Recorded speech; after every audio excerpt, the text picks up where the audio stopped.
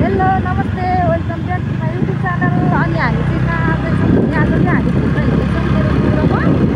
आज सारा साइली है हामी चाहिँ घुम्न हिँड्दैछौँ है। आज हामी चाहिँ रूपाताल होइन बुढो, रूपातालको चाहिँ जुन हजुरहरूले युट्युबतिर अनि देखिरहनु भन्थ्यो नि त्यो रुखको जराबाट पानी निस्केको हो। हामी चाहिँ त्यही जाँदैछौँ है साथीहरू।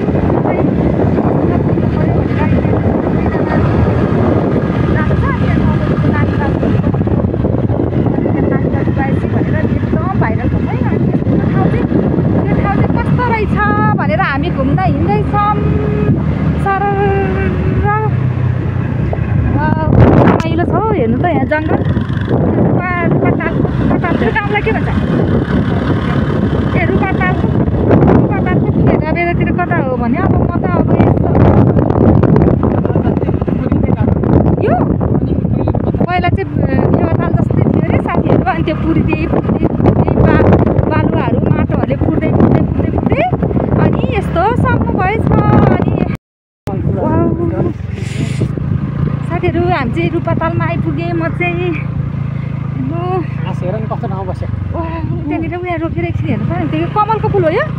कमलको फल्लो यो जलकुले उ त ठुल्ठुलो पात भएको एकछिन रोक्नु एकछिन यसो। यहाँ हामी चाहिँ रूपातालमा आइपुगेँ साथीहरू। अनि यो चाहिँ कस्तो राम्रो, यो चाहिँ कमलको फुल रहेछ। ठुल्ठुलो पात भएको जम्मै कमल फुल कतिखेर फुल्छ त बुढो? फुलिरहेको त दिउँसो त ओइलाउँछ भने न फुलिरहेको यहीँ रहेछ नि। यो त कस्तो उसको पात जस्तो हुँदो रहेछ नि, करकलको पात ठुल्ठुलो। यो फुलेको चाहिँ के को फुल हो? अर्कै जलकुब्ले। ल रूपाताल आइपुग्यो साथीहरू हामी चाहिँ। अनि रूपातालबाट अब 5 किलोमिटर छ नि यहाँबाट, 5 अथवा 4 किलोमिटर छ। अनि हामी चाहिँ जान्छौँ। हेर्नु होला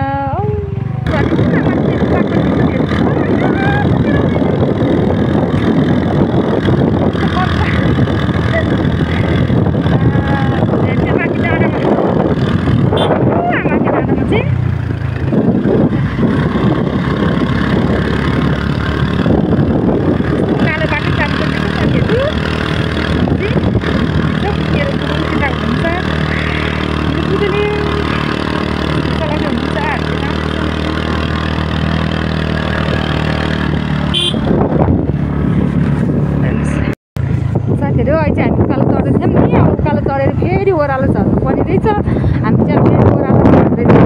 अब तलतिर जाँदैछौँ। अब तल फेरिमा पुग्दैछौँ। बिस्तारै ताल बेसीतिर हो। अब हामी चाहिँ ताल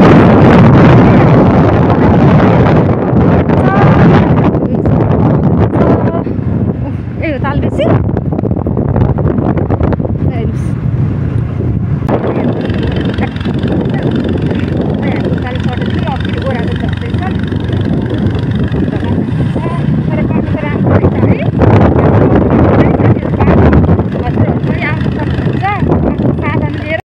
बिस्तारै हामी किन आँटिनु पर्यो साथीहरू। हामी चाहिँ यहाँ ठ्याक्कै आइपुग्यो। यस्तो एकदम यो चाहिँ यो रुखको जराबाट पानी निस्केको ठाउँ चाहिँ यस्तो रहेछ। यता यो खेतहरू, यो तालबेसी, रूपाकालको तालबेसीको ठाउँहरूमा यस्तो रहेछ। यो चाहिँ खेतको ठ्याक्कै बिचमा चाहिँ यस्तो रहेछ सानो। यो चाहिँ श्री जल सिद्ध महादेव मन्दिर रहेछ।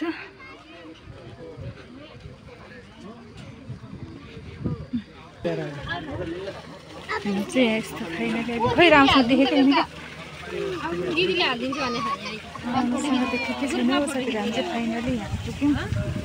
अनि त्यसपछि चाहिँ हामी यहाँ हेर्दैछौँ। ल तपाईँ भित्र जानु, घुमेर आउनु। यो फोटो भिडियो एक राउन्ड घुमेर फोटो खिचेर आउनु।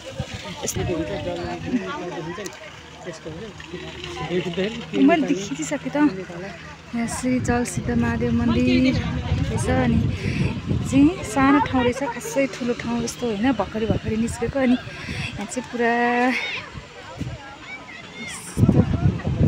अझ तपाईँले भित्र यसो फोटो खिचेर होइन यसमै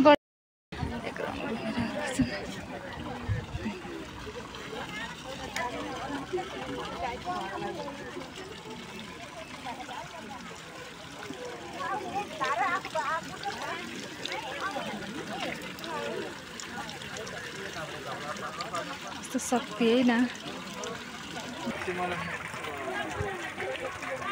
यसरी चाहिँ यहाँबाट पानी निस्केर यसरी टायरमा आएको छ।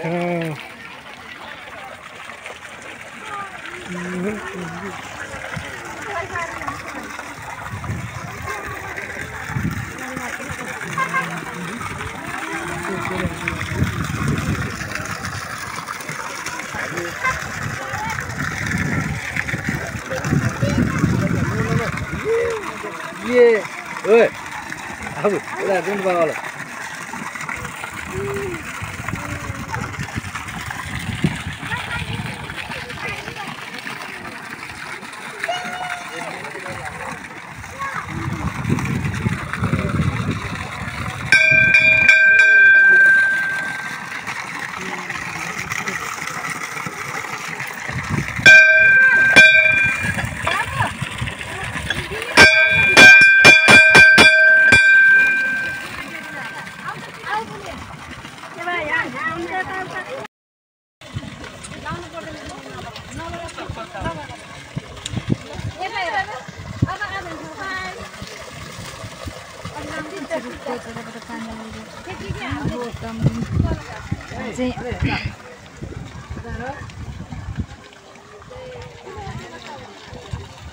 अनि म चाहिँ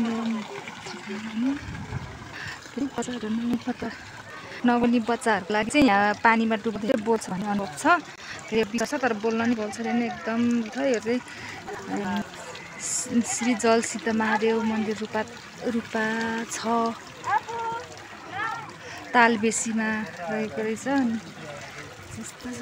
अनि हामी चाहिँ त्यतिर घुम्न आउँदैछौँ।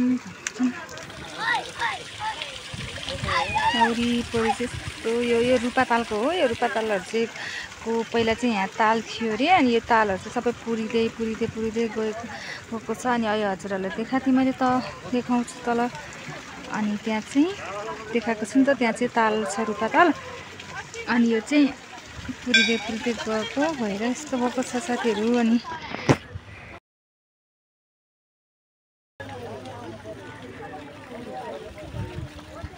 खै यता लदाइदे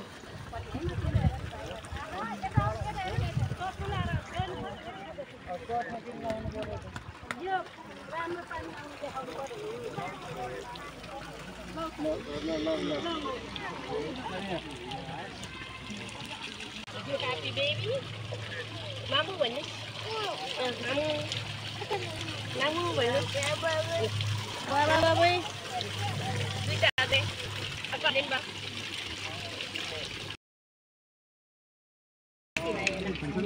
पानी खायो चाहिँ ग्यास भने सबै रोग हराउँछ। यहाँ चाहिँ यो पानी खायो भने चाहिँ यहाँ ग्यास्ट्रिक कानो सबै सन्चो हुन्छ भने नि त हो। त्यसो भएर यहाँ चाहिँ पानी खाँदै हुनुहुन्छ। गर्दै हुन्छ। अनि भगवान्लाई जल चढाउँदै हुनुहुन्छ मेरो बुढोले चाहिँ। अनि त्यसपछि पानी खाँदै हुनुहुन्छ। पानी खाँदै हुनुहुन्छ। टन्न खानु सबै रोग हुन्छ।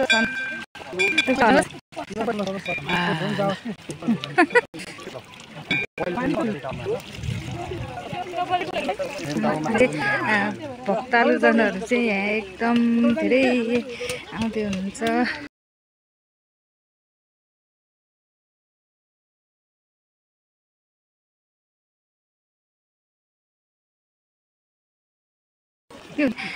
श्री जल सीता महादेव मन्दिर रूपा 6 तालबेसी कास्कीमा चाहिँ यहाँ चाहिँ यस्तो यहाँ चाहिँ रुखको टबाट चाहिँ पानी आएको ठाउँमा चाहिँ हामी आएका थियौँ साथीहरू। अनि चाहिँ बस्यो।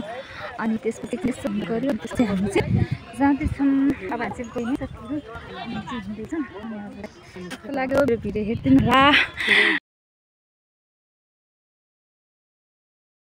हामी चाहिँ फर्किँदैछौँ। अनि त्यसपछि चाहिँ बसेर खासै रमाइलो छ नि त्यो एउटा अहिले चाहिँ नयाँ निस्केको एकदम चलेको श्री जल सीता महादेव मन्दिरमा चाहिँ आएँ। अनि म चाहिँ यसो